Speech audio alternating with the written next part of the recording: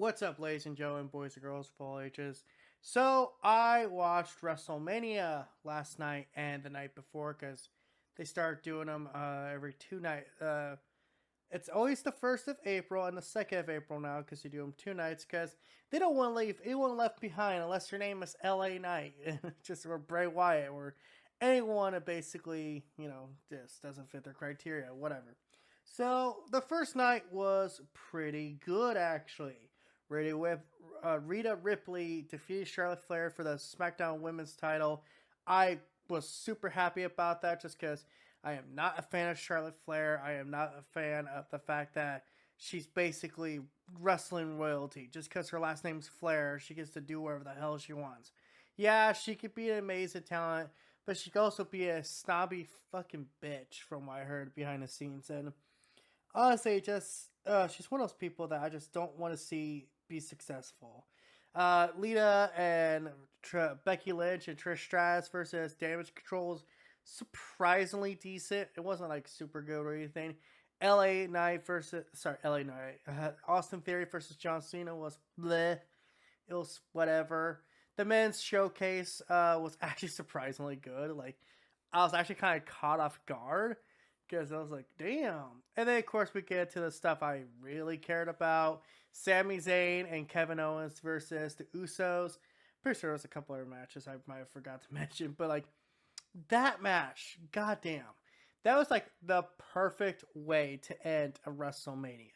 If WrestleMania as a whole would have just ended there, I would have been happy. I would have walked out from that whole event, be like, damn, that was, like, perfect. Because the story those guys are telling is one of the best. It was these two guys who've been best friends for years, 20 years on the road, and just they worked together for a very long time. They had their falling outs, but they put their differences aside and worked as friends again to face against arguably one of the best tag teams in the modern era. I thought that was perfect. The best way for them to do it. Just like I was overall very happy with that ending.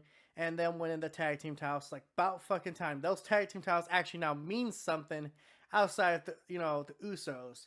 So night one, like I said, was pretty damn good. But then we get to night two, and you should know something was wrong when Omos and Brock Lesnar were the first ones you see. It's just like, oh, great. Don't care. Brock Lesnar. I am so tired of Brock Lesnar. I am just so exhausted from Brock Lesnar. I could not give a fuck about Brock Lesnar. Omos, cool, whatever. He's a big guy. Whatever. The women's showcase match was okay. It was just like nothing great about it. It was just like okay. I will say the Intercontinental title match might have been the best match of that night. Because, like, the brutality you see between Sheamus, Drew McIntyre, and I think the guy's name was Walter or Gunther, I forget which one. Either way, they fucking stole the show. Because just how the story they're telling is like Drew McIntyre and Sheamus used to be such close friends. And one stabbed the other in the back because I haven't been paying attention to the product in a while. I just love that. Just the brutality. Just seeing the guys, like, beat the crap out of each other. Like, these guys' chests after look like fucking mincemeat. Look like someone just, like, started punching the shit out of a cow. I was like, damn, this was brutal. And I love it. And then, of course, you had Finn Balor versus Edge. Hopefully for the last time. And I'm going to say, this was pretty freaking cool, too. Like, this was, like, a hardcore wrestling fans, like, wet dream. Like, you get to see, like, shit that you don't see very often. Like, Edge, like, took the kendo sticks and, like, pinned Finn to him because Finn was the demon. And just, like, there's this perfect moment where Finn is just going, ah, ah. And Corey Graves and Michael Cole had the exact same thought I had. He looks like a zombie from The Walking Dead. And I was like, damn, they called it. I was about to say it out loud, too. The ending of the match was pretty freaking weird, but then again, it was like, from what I saw later, holy shit, Finn got hurt bad. Like, damn. Fucking, like, his head damn near split open. So, you know what? I gotta say, that was probably my favorite match of the night. Until we get to Roman versus Cody Rhodes and that ending. Okay. I've been kind of holding in a rant here because for years we've had this problem with Roman Reigns, and it continues to be the problem in WWE. Roman beats every single opponent of his. It go from one of the Usos, I think it was Jay, all the way to Cody Rhodes, someone who literally had to come from another company that he helped found, to come back to WWE. Okay, I mean, God knows how many times he beat Brock Lesnar. God knows how many other people he's beaten. Sami Zayn, Bobby Lashley. He's beaten them all. And what happens here?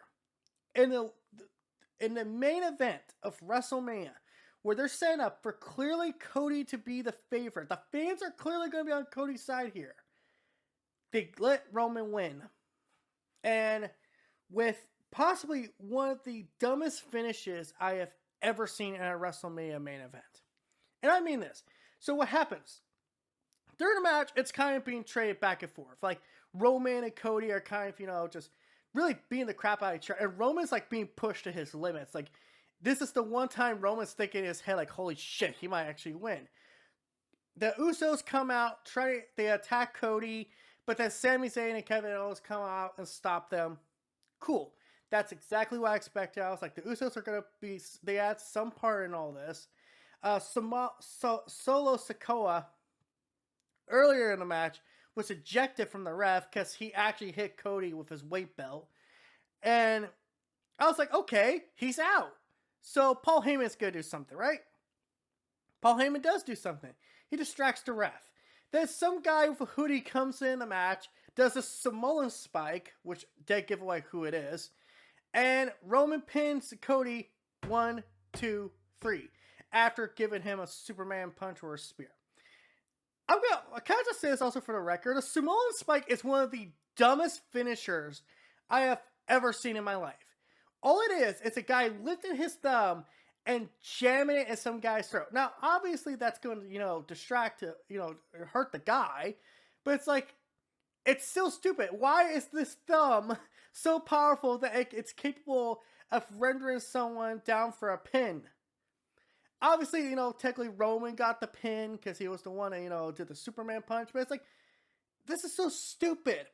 And it's just shock of shocks. It was Solo Sikoa.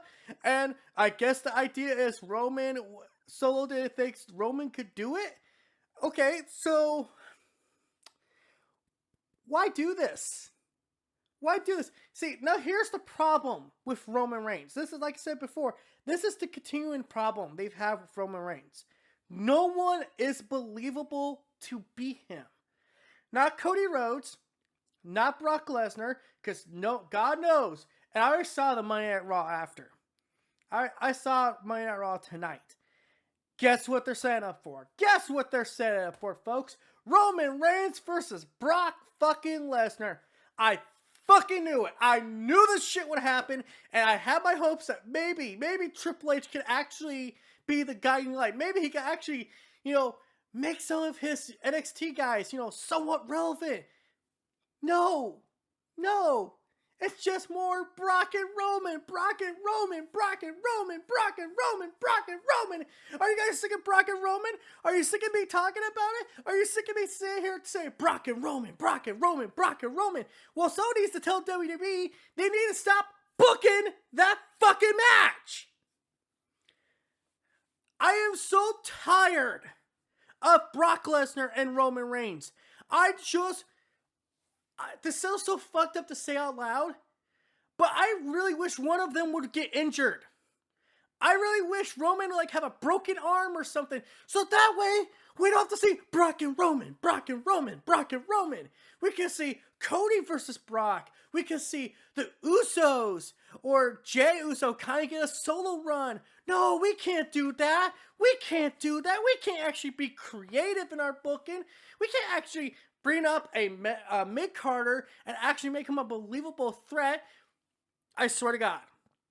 I had a talk with a friend about this. Sorry if I'm catching my breath a lot, because I'm going to be real. I'm getting very active. I'm getting very hyper. But I had a discussion with a friend of mine. And I said, $5 says Austin Theory's the one who wins. Austin Theory gets the next Money in the Bank contract because they're already talking about Money in the Bank and where that's going to take place. $5 says Austin Theory wins that Money in the Bank contest and he cashes in on Roman and beats Roman. $5 says that. He'll lose the U.S. title to someone, probably some mid-carder that no one really cares about, just so that they can be like, oh, well, you didn't see it coming. You didn't see it coming. And then Roman wins the title back, and then maybe they'll get The Rock to show up, because God knows that's the only person, it seems like it's the only person who can actually beat Roman 1, 2, 3 clean in the ring anymore. And just, this is why I can't watch WWE. I only watch the pay-per-views. I legit only watch the pay-per-views, and that's just because I'm borrowing a friend's Peacock, which actually sounds like that might be something they're going to be taking away soon. So, you know what? Honestly, at this point, if they did, I wouldn't care. I just wouldn't care. I would just be like, you know what? Whatever. Fine. It's garbage television anyway, because that's what it is. It's garbage television. It's the same shit. It's so weird, because in the mid-card, they're actually doing good stuff. They're actually doing stuff I've wanted to see for a long time. They're making the IC title actually mean something. The tag team titles actually mean something. But when it comes to the main event, it's always down to the same 3 guys. And the third person always changes out. It's always Brock and Roman. Brock and Roman. Maybe Cody. Maybe freaking Seth Rollins. Maybe Goldberg, if they ever get him back. Like, I'm so tired of this constant fucking bullshit. Like, this was the one chance they had to really cement, hey, we're finally doing things different, and they didn't do it. It was just the end of WrestleMania was bad. Yeah, again, I think they blew their load with night 1. Night 1 had the good stuff. That was the stuff I cared about. If they would have put Austin Theory and John Cena at night 2 instead of night 1 and replaced it with the men's Intercontinental title match, I would have been a hell of a lot happier with that. I would be like, that's the perfect WrestleMania right there. Night 2 didn't happen. Night 1 was perfect because they had everything that mattered outside of Edge and Finn. So until next time, guys, this is That PlayStation Gamer. I'm just done doing my wrestling rant because I had it in me. I had to take it out. So until next time, peace out. Have a good day. Don't forget to like, comment, subscribe, and all that YouTube algorithm BS. I swear to God, someone at WWE really likes Brock Lesnar. I think his name is Vince K. McMahon. And oh yeah, if you guys didn't know, there was this rumor. I guess it's almost confirmed at this point. The parent company that owns UFC will now own WWE. So Brock and Ronda Rousey, they could go back to UFC now, and they wouldn't have to go that far. Bye.